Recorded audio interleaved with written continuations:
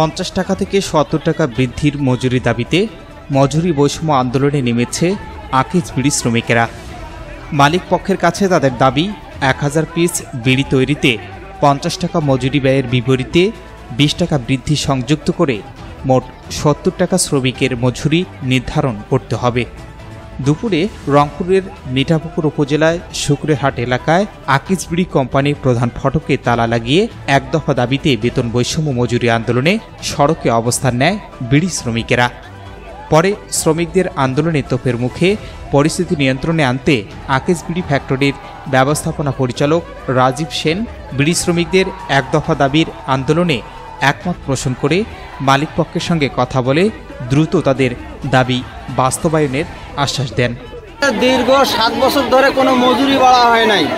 যখন 20 টাকা চাউলের কেজি ছিল তখন আমাদের এই মজুরি ছিল, এখন 60 টাকা চাউলের কেজি। সেই জায়গায় কিভাবে আমাদের এই আগের মজুরি দিয়ে আমরা কিভাবে চলি? আমরা দুবেলা ভাত খেতে পাই না, আমরা যে ডাল ভাত খাবো সেটাই পাই না। তাহলে এই 2 ঈদে কোনো বোনাস নাই, ফেতরা শুরু 500 টাকা দেওয়া হইলো কি হইলো না, এই হয়ে গেল। আমাদের ঈদে কোনো বোনাস নাই। আবার মজুরি আমরা যেটা ন্যায্য মজুরি পাওয়ার কথা, যে মজুরি দিয়ে আমরা ভাত খেতে পারবো, কাজ করি, শ্রম দেই, সেই রাতে 3টা বাজে উঠি, আমরা আসি কোম্পানিতে ঢুকে কাজ করি, আবার বিকেলে বের হয়ে যা মানুষদের বাড়িতে খয়রাত করার মতো ঠোস করে নিয়ে আসি, কুড়ি আনি রাতের 12টা পর্যন্ত। আমরা 3 ঘন্টা অতিরিক্ত 3 ঘন্টা ঘুমাইতে পারি না। তারপরে আমাদের পেটে ভাত দেয় না, বাচ্চারা ভাত পায় না, তাদের চিকিৎসা করতে পারি না।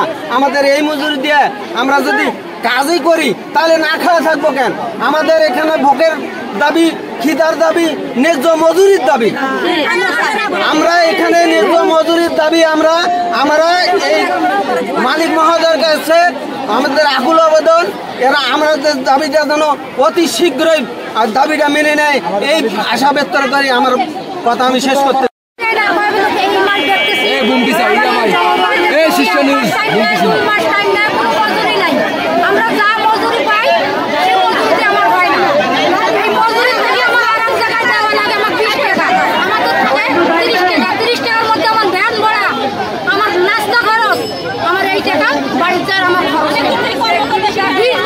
এটার আপনি কি চান?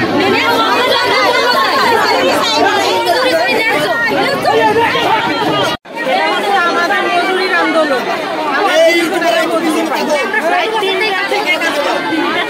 আসতে হয়,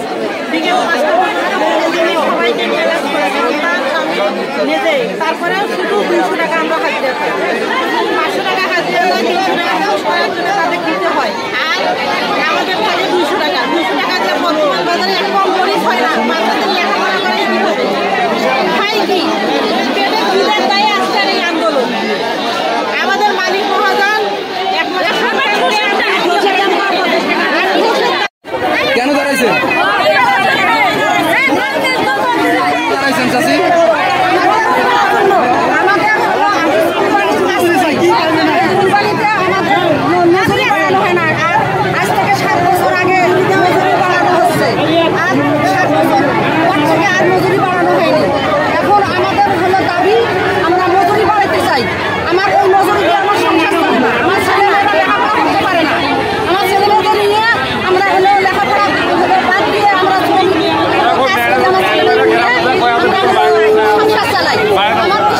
আমাদের কাছে অভিযোগ আছে, এটা ঠিক আছে, আপনার এটা আমাদের মজুরি বাড়ে না। আমরা কাজ করে পাই হচ্ছে 500 টাকা, 10,000 বেশি 500 টাকা দেওয়া লাগে, মানুষের দেওয়া লাগে 200 টাকা, আর থাকে আমাদের কত 300 টাকা। 300 টাকা আর আবার ফির মনে করো বিড়ি কাটে, এই মিলে আমরা পাই মনে করো 250 টাকা। এই 250 টাকা দিতে আমাদের পেট চলে। 250 টাকা কয়জন লাগে? 250 টাকা লাগে 3 জন, তাহলে আমরা কিভাবে চলবো? এই জন্য আমরা মালিক মহোদয়ের কাছে আমরা কোম্পানি আমাদের বেতনটা বাড়ার জন্য অনুরোধ করতেছি। কি না জানেন, আমাদের কোম্পানি যে আমাদেরকে 1000 দেয়, আমরা 1000 কিন্তু 51 টাকা পাই, 52 টাকা পাই না, 51 টাকা পাই। হয়তোবা এক মালিক মনে করে যে 51 টাকা 1000, 51 টাকা একটা শ্রমিকে পায়, কিন্তু না, 51 টাকা থেকে এখানে 2 শ্রমিককে দেওয়ানো হয়। আমার পিছনে একজন আছে যেটা ঠোসা বানানো, ওনাদের দেওয়া হয় 25 টাকা, তাহলে আমার বাড়তি থাকে কত? 26 টাকা। 26 টাকা দিয়ে কি একটা শ্রমিক চলা সম্ভব এই যুগে? 26 টাকার মধ্যে আমার আরো খরচ আছে। আমাদের এই কারণে আমাদের দাবিটা আজকে যে গন্ডগোল, আজকে যে আমরা দাবিটা আমরা দিছি, আমাদের এটা হুমচিগালি না, কোনো জোরপূর্বক না। আমরা মালিক মহোদয়ের কাছে আমরা এইটুকু জানতে চাই যে আমাদের শ্রমিকের যে বেতন ভাতা, তাতে এই শ্রমিক চলতেছে না, চলতে পারতেছি না। তাই আমরা অনুরোধ করবো মঈনুদ্দিন স্যার যেন আমাদের বিষয়টা খুব ভালোভাবে দেখে। এই নিয়ে আমার বক্তব্য আমি শেষ করলাম। এখানে আমরা ভোর 3টা থেকে বিকাল 3টা পর্যন্ত কাজ করি, অনেকের 4টাও বাজে, মানে 13 থেকে 14 ঘন্টা। 13 থেকে 14 ঘন্টা কাজ করে শেষে দেখা যায় আমাদের দিন হাজিরে পড়ে 220 থেকে 250 টাকা। এই বর্তমান দ্রব্যমূল্যের ঊর্ধ্বগতিতে 220 থেকে 250 টাকায় আমাদের সংসার চলে না। এমনকি বছর শেষে যে বিভিন্ন কোম্পানি ঈদ বোনাস দেয়, আমরা এখানে যে 20 বছর যাবৎ কাজ করতেছি, আমরা কোনো 2 ঈদে কোনো ঈদ বোনাস পাইনি। আমাদেরও তো পরিবার আছে, আমাদেরও তো সংসার আছে। আসলে আমরা একটু সুন্দরভাবে বাঁচতে চাই। মালিক মহোদয়ের কাছে এটাই শুধু দাবি, শ্রমিকেরা একটু সুস্থভাবে ডাল ভাত খেয়ে বাঁচতে চায়। নাম ডেজিগনেশনটা একটু লিখিয়ে আমি এই বলে আমার দাবিগুলো পেশ করছি।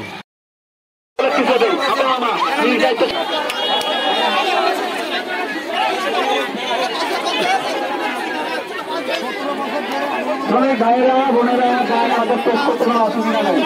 আমরা আপনারা এখন আপনাদের খবর মাধ্যম পেয়ে গেছেন মিডিয়া, যেটা এখন পুরো দেশে প্রচলিত। আপনারা যখন মিডিয়ার কাছে আপনাদের এতদিনে এরা বলতে Shahinur Rahman, news desk, ABN 24। Easy buy electronics, এখানে খুচরা ও পাইকারি এবং সহজ কিস্তিতে সিঙ্গার, যমুনা ও অল্টারনেটিভ ফ্রিজ সহ সকল পণ্য বিক্রি করা হয়। প্রোপাইটার মোহাম্মদ আব্দুর রাজ্জাক মণ্ডল। স্থান উপজেলা পরিষদ সংলগ্ন, জামতলা রোড, পীরগঞ্জ, রংপুর।